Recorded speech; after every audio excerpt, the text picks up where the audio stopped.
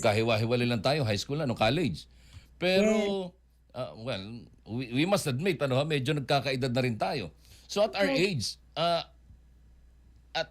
ano pa yung sa tingin mo ang maa-accomplish mo pa bilang isang abogado? Ano pa yung plano mo? Ano yung, bukod sa pagiging abogado, ano talaga ang tina-target mo bilang isang abogado? Yes, good question, Kuya Ron, ha?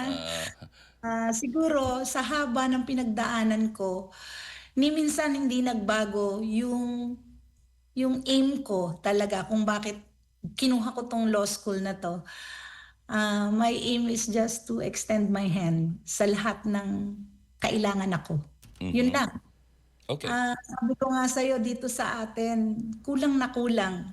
Kulang na kulang ang Abogado. legal. Oo. Sa pagbilaw pa lang yon. Yes. Sa pagbilaw pa lang. I will be ready to extend my hand. Mm-mm. Okay. Well, pero doing that, hindi ba mahirap naman siguro kahit papaano pinapangarap mo rin na medyo makabawi-bawi ka naman doon sa nagastos mo. Hindi ba?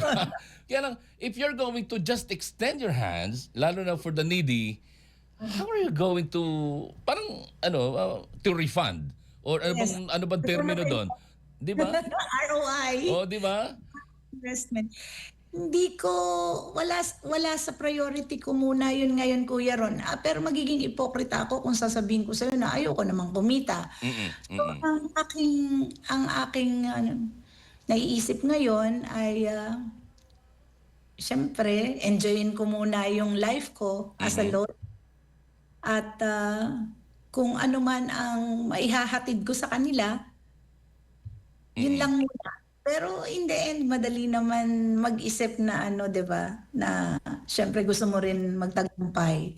Pero at this moment, Kuya Ron, talaga, sa totoo lang, I am already accomplished as a mom. My 3 kids are all college graduates. So